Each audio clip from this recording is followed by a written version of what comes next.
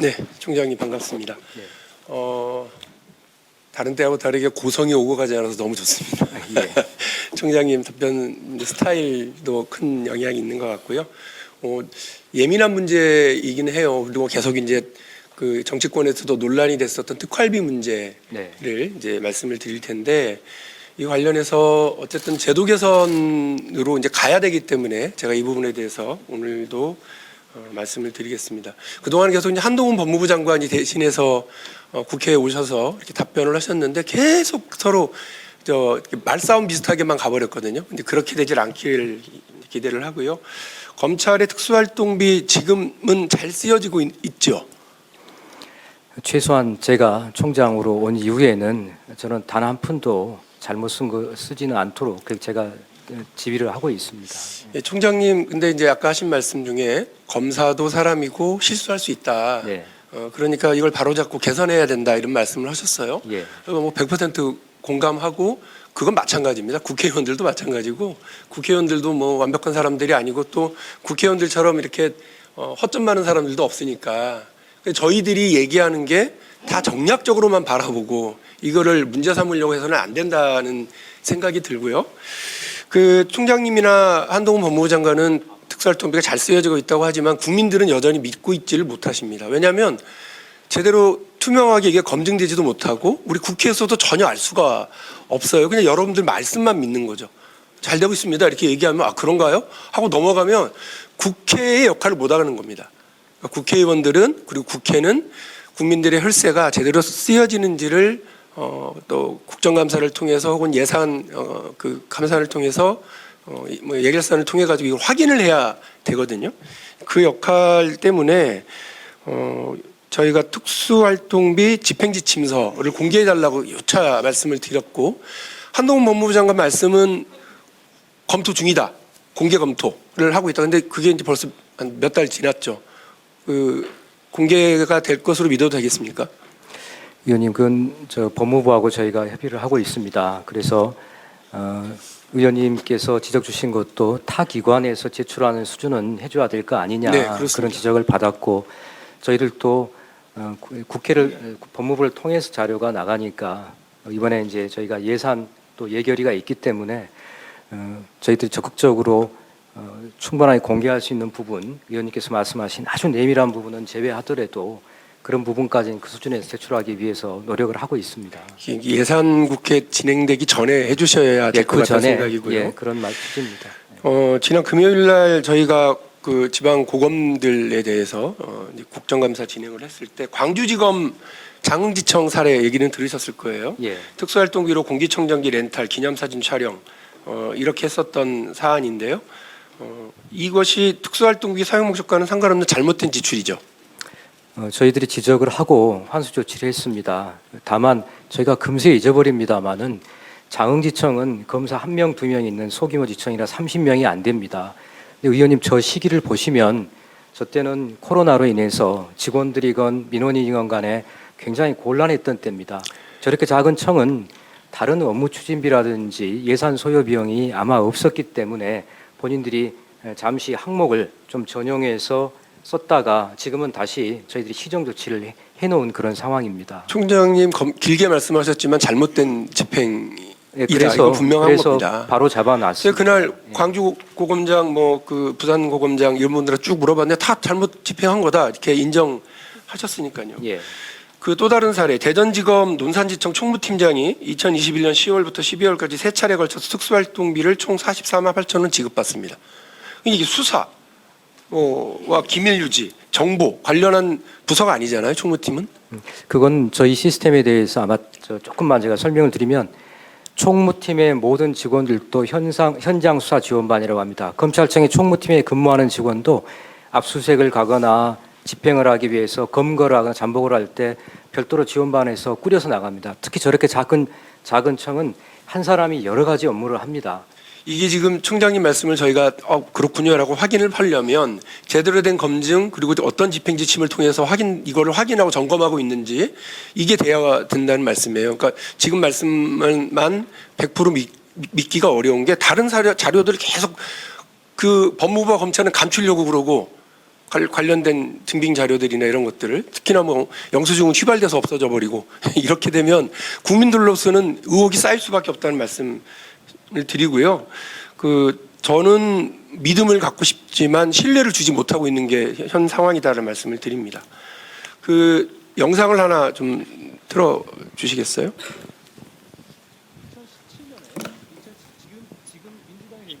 소리가 안 나네요.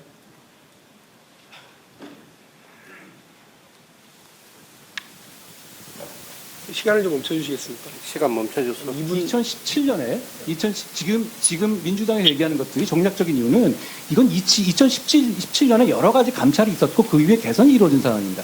예를 들어 가지고 이걸 가지고 그 국민의 세금을 빼먹었다 이런 정도 얘기가 되려면 2018년에 역시 같은 곳에서 국회의원이 선관위와 이 국회 사무처에다가 영수증 이중 제출에 돈 빼먹은 거 밝힌 게 있었어요. 그 중에서 사과하시지 않았습니까? 그 정도는 돼야 증거가 있는 거예요. 이거는 그냥 어떻게 영수증이 있고 그게 되어 있고 어떻게 되어 있는지 아무런 근거도 없이 그냥 떡값이라고 주장한다? 저는 그건 굉장히 모욕적인 얘기라고 생각합니다. 이게 지난 8월에 국회 현안 질의 때 제가 아까 말씀드린 것처럼 왜 말싸움을 하려고 저러나 싶었던 그 장면입니다. 그러니까 뭐 정략적이다 민주당이 이렇게 규정해버리고 뇌피셜이다 이렇게 발언하고 모욕적이다 이렇게 끝을 맺습니다. 그러니까 장관이 저렇게 하실 게 아니라 제도 개선 이렇게 해서 신뢰를 주겠다고 말씀하시는 게 맞았다고 생각을 하고요.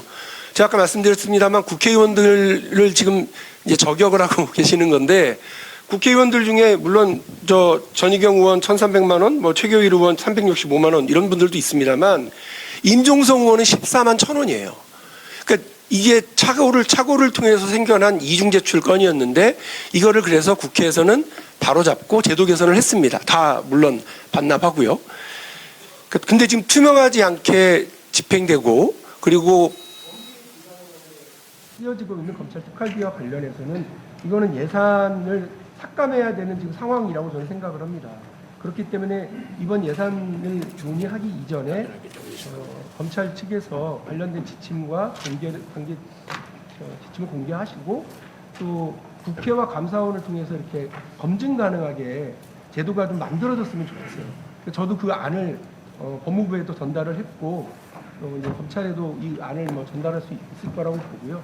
서로 협의해서 이 문제에 국민들의 신뢰가 쌓일 수 있도록 제도 개선의 방향들을 좀 잡아갔으면 좋겠습니다. 저렇게 국회를 저격하고 국회의원하고 싸우려고 하실 문제는 아니다. 이 사안이 국민들이 신뢰를 주셔야 될 사안이라고 생각을 합니다. 위원장님 답변 좀 드려도 되겠습니까? 네, 답변하십시오. 예, 위원님 집행 지침 문제에 대해서는 저희가 적극적으로 좀 살펴서 제출할 수 있는 부분을 정리해서 내는 방안을 적극적으로 좀 고민을 해보도록 하겠습니다. 이 특활비 문제는 특활비 자체의 정의가 기밀성이라고 하는 부분이 들어가 있습니다.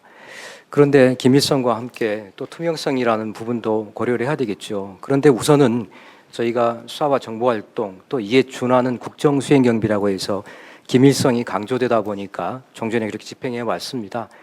17년 9월 제도 개선을 하고 18년 1월에 지침을 새로 만들어서 시행을 하게 됩니다. 18년 1월 이후부터는 말씀 주신 집행 내역과 함께 집행 증빙 자료를 다 갖춰놓고 있습니다.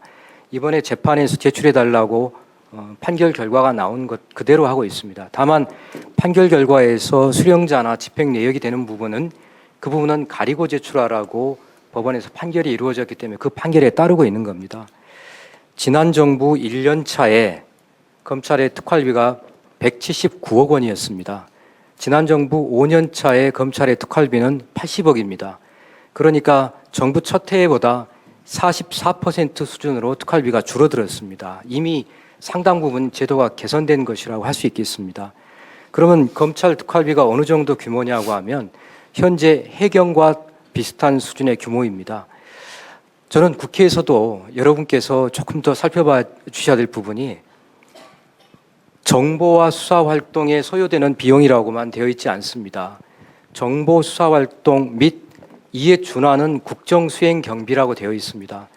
저는 박범계 의원님도 장관을 하셨고 그다음에 김의겸 의원님, 김영배 의원님, 김승원 의원님, 권치승 의원님 모두 정부에서 장관을 하시거나 또는 청와대에서 일을 해보신 분이라고 저는 알고 있습니다.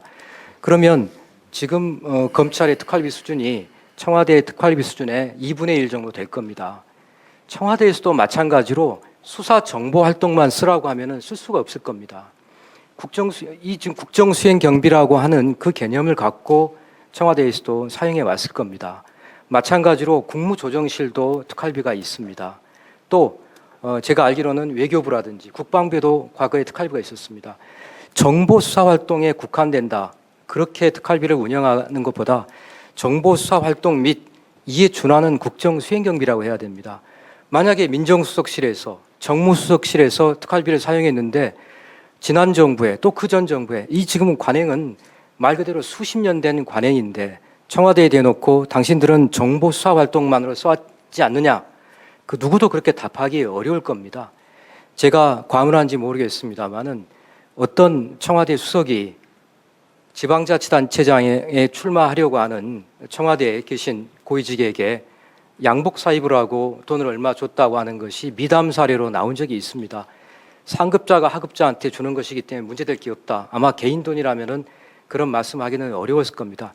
제가 사실관계를 모르기 때문에 어느 예산 항목에서 나왔는지는 알 수 없습니다만 마찬가지로 국정수행경비라고 해서 어느 정도 이것이 기밀성이 유지가 되고 필요하다고 하면 그거는 조금은 더 가능성을 열어두고 보셔야지 당신 이거 정보화 수사활동비 내밀한 걸로만 쓰라.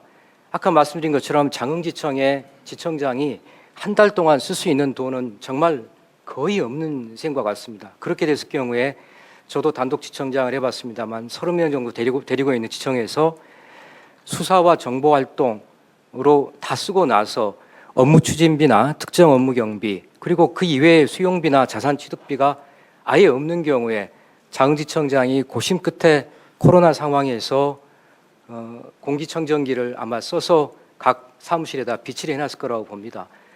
어떻게 보면은 잘못된 집행이기 때문에 바로잡기는 해야 됩니다만 여러분들도 조금 이런 그 특활비의 집행과 관련해 가지고는 저희들도 물론 수사와 정보 기밀성 유지되는 비용에 사용하기는 합니다만 그러나 이에 준하는 국정수행경비 어느 정부에서나 사용해왔던 국정수행경비에 대해서 이렇게 조금은 열어놓고 보시면은 그걸 개인이 사용한다, 집에 갖고 간다, 축제를 한다. 이거는 형사처벌 대상입니다. 그러나 그렇지 않고 업무 수행을 위해서 사용하는 부분, 물론 수사와 정보 그리고 이에 준하는 내용이어야 될 겁니다. 이런 부분에 대해서는 조금은 더 열어놓고 그걸 살펴주셨으면 어떨까? 저는 개인적으로 그런 마음이 있습니다. 네. 지금은 반등의 추세가 세지고 있는 모습이고요. 공급이 증가하면 가격이 어떻게 됩니까? 읽을수록 똑똑해지는 지식 뉴스. 스브스 프리미엄 스프.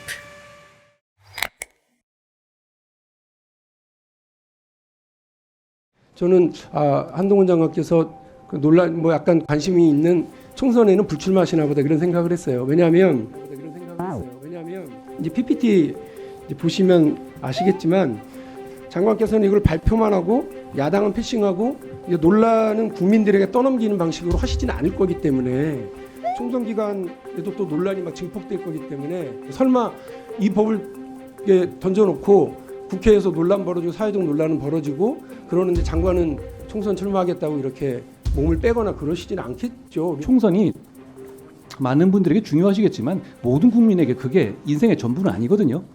저에게도 마찬가지입니다. 지금 그것 때문에 할 일을 안 한다? 그럼 총선이 이렇게 남아 있었으면 중요한 법 준비된 건 안 올립니까? 해야죠. 지금까지 우리의 법무장관님께 질의드리겠습니다. 그저께 한국형 제시카법에 대한 이제 입법 예고 발표가 있으셨고요. 직접 설명을 하셨습니다.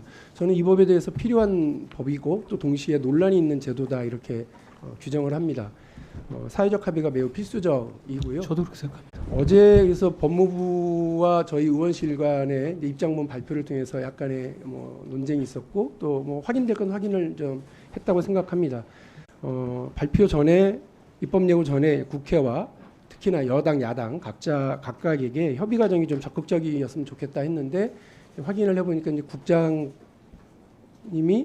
6일 전에 가서 이렇게 그 여당의 정책위 의장 또 우리 간사, 또 김도 위원장 설명하셨고 법안을 내신 우리 권숙승 의원에게 이제 확인했다, 이제 협의했다 이렇게는 되었습니다. 보통 이럴 때 보면 여당과 정부가 같이 이렇게 중요한 사안에 대해서는 같이 협의하고 정책위 의장이 주도적으로 이제 여당에서 발표하는 전례들이 저희 때는 있어서, 저희가 여당일 때는 있어서 이렇게 중요하고 사회적 논란이 있는 법안인데 장관이 직접 발표를 하시는구나. 근데 뭐 그 정도로면 충분한 협의다라고 여당에서 그런다면 저는 뭐 더 이상 언급하지는 않겠습니다만, 야당에도 정책위 의장이 있고 또 우리 소병철 간사님도 있고 우리 야당 간사님, 야당의 의원님들도 법사위에서 이 부분에 대해서 신중한 논의들을 좀 진행을 해야 될 텐데, 야당은 패싱된 거 아니냐라고 하는 아쉬움이 있어요. 이후에라도 우리 법무부에서 적극적으로 이 법안을 어떻게 추진해 나갈 건지 상세한 논의와 또 협의가 좀 진행되기를 기대를 하고요. 하나 이제 질문을 좀 드리겠습니다. 제시카법, 한국형 제시카법에 의해서 마련될 이제 수용 시설이 있지 않습니까? 기존 시설, 예를 들면 이제 갱생보호 시설 이런 것도 포함이 되는 걸로 되어 있습니까? 어제 답을 하시는 걸 보면 이제 검토라고는 표현을 하셨더라고요. 근데 새로운 시설일지 갱생보호 시설을 활용할 건지에 대해서는 구체적으로 답은 안 하시고, 이게 논란이 되면 제도가 제대로 정립되기 어렵다, 법안 통과가 어렵다 이런 말씀을 이제 하셨던 걸로 제가 들었습니다. 그냥 그렇게 이해하고 있으면 됩니까? 먼저 입법 과정에 대해서는 저희가 다른 정부 입법에 비해서보다 오히려 더 철저히 했다. 왜냐하면 작년부터 제가 하겠다고 한 거죠. 왜냐하면 그런 거고 정부 입법을 야당과 미리 괜찮다고 그러면 상관없어요. 아니요, 야당하고도 정부 입법을 의원님한테 미리 허락받지는 않죠. 그러니까 허락받으라고 한 적 없고요. 협의해달라고 말씀드렸습니다. 어차피 국회에서 논의할 거기 때문에 그렇고요. 지금부터 시작입니다. 그리고 답변 아직 제가 여기에 이제 김기현, 문재혁 그 두 대표와 원내대표 지역에도 갱생보호 시설이 있어요. 그러니까 이거를 그냥 검토 대상이라고 한다 그러면 그 지역에서도 상당히 논란이 있을 텐데, 이런 논란은 덮어두고 제도부터 만들면 된다라고 하는 인식은 좀 곤란하지 않냐 싶습니다. 필요성과 논란은 같이 가는 거거든요. 화장장 시설에 대해서 사회적 필요성은 모두가 공감하지만 그게 내 지역에 들어서는 경우 사회적 논란이 상당히 벌어지는 거 보셨을 테고, 생활동반자법에 대해서도 2014년에 발의하고 2020년에 여가부 찬반 조사 결과까지 있다. 지난번에 상정할 때 말씀드렸더니 우리 장관께서는 아직도 사회적 합의가 이루어지지 않았다, 이렇게 이야기를 하시면서 이 법에 대해서 약간 걱정스럽거나 우려를 얘기하신 적이 있습니다. 마찬가지입니다. 이 제도가 필요하다고 해서 논란은 떼고 필요성만 주장하고 간다? 적절치 않을 것 같고, 장관께서 이거를 직접 아까 말씀드린 것처럼 여당이 주도해서 발표하거나 이렇게 하는 것이 아니라 장관께서 직접 발표를 하시길래 저는 한동훈 장관께서 논란 약간 관심이 있는 총선에는 불출마하시나 보다 이런 생각을 했어요. 왜냐하면 이제 PPT 이제 보시면 아시겠지만 장관이 이렇게 하시겠다고 하는 건 임기 내에 진행하시겠다라고 하는 걸 텐데, 이게 지금 남은 입법 예고에서 국회 제출까지 최소 기간만 따져도 94일입니다. 그러니까 아무리 이걸 막 빨리빨리 한다고 그래도 정기국회 내에 그 국회에 제출되기도 어려울 것 같고, 더 나가서는 21대 국회가 곧 이제 총선을 앞두고 있고 이렇기 때문에 21대 국회에서 이게 논의가 되기도 쉽지 않습니다. 그러니까 장관께서는 이걸 발표만 하고 야당은 패싱하고 이제 논란은 국민들에게 떠넘기는 방식으로 하시지는 않을 거기 때문에, 총선 기간에도 또 논란이 막 증폭될 거기 때문에 당연히 이거를 내가 발표하고 내가 책임지고 내 임기 안에 이걸 모든 사회적 논란과 이런 것도 잘 조정해 나가면서 가겠다, 이런 의지로 저는 생각을 했어요. 설마 이 법을 던져놓고 국회에서 논란 벌어지고 사회적 논란은 벌어지고 그러는데 장관은 총선 출마하겠다고 이렇게 몸을 빼거나 그러시지는 않겠죠, 이런 생각을 했습니다. 그래서 다시 한번 장관께 부탁을 드리는데, 이 법을 직접 설명하시고 또 사회적 논란이 있는 걸 아시고 계시니까 적극적으로 여당 야당 특히 법사위원들에게는 적극적으로 좀 설명을 해주시고, 여러 이견들이 아마 존재할 거예요. 그 이견을 조정해 나가는 것들도 같이 좀 해주시면 고맙겠습니다. 예, 장관님 답변하십시오. 주십시오. 예. 이 법에 대해 설명할 기회를 주셔서 고맙습니다. 이런 내용이 추진이 필요하다는 점에 대해서는 오래전부터 얘기가 많이 있었습니다. 다만 이 점은 세계적으로 저희가 1년 이상 연구를 해봤습니다만 완벽한 방안은 없습니다. 저희는 최선의 방안이라고 생각한 것을 1년 가까이 연구한 결과를 낸 것이지 말씀하신 논란 같은 걸 당연히 생각해 보지 않았던 것은 당연히 아닙니다. 그럼에도 불구하고 필요하다는 말씀을 드리는 거고요. 그러니까 지금처럼 그냥 방치할 거냐 아니면 대책을 세울 거냐 이 두 가지 선택에서 저는 대책을 세워야 한다고 판단하는 것이고 국민들도 그걸 원하신다고 생각합니다. 대책을 세운다고 했을 때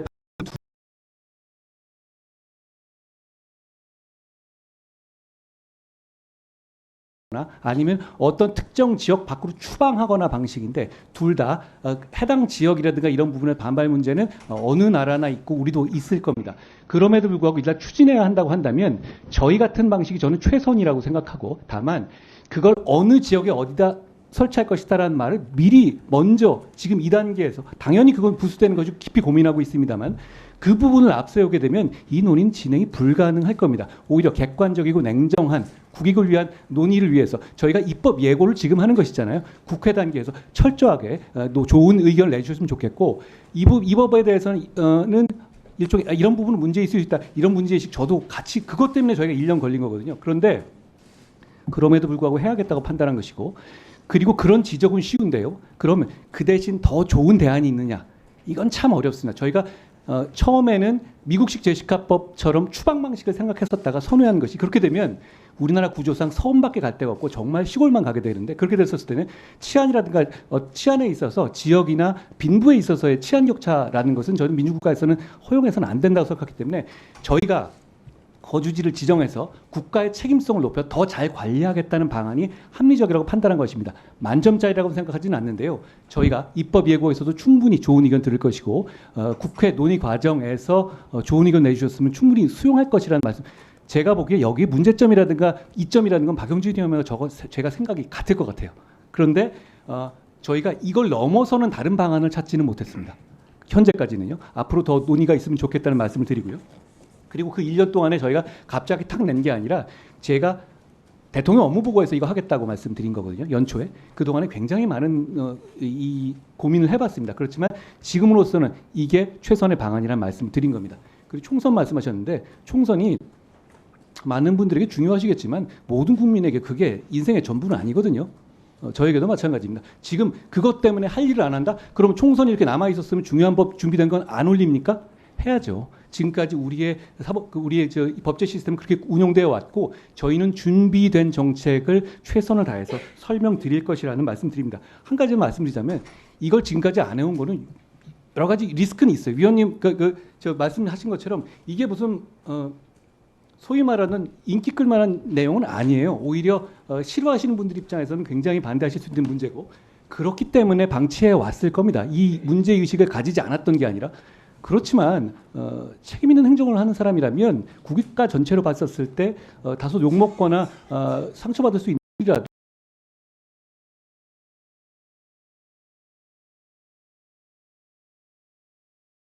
말씀드린 것이고 그리고 그 문제에 대해서 책임 있게 진행하기 위해서 제가 직접 설명드린 것이라는 말씀을 드립니다. 이 진행 과정에서는 저희 여당과는 이게 1년 가까이 된 제도이기 때문에 여러 가지 말씀을 그동안에 많이 나눠왔습니다.